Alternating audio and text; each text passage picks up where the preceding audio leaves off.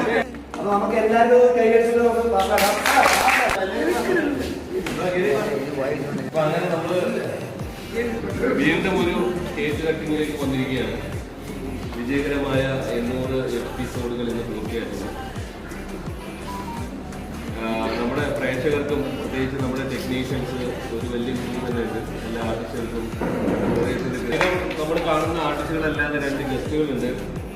മുരളിച്ചേട്ടനും പിന്നെ എന്താ വിജയൻ ചേട്ടനും. അപ്പോൾ അവരെയും കൂടി ഈ ചടങ്ങിലേക്ക് സ്വാഗതം ചെയ്യുന്നു. അങ്ങനെ എല്ലാവർക്കും നന്ദി.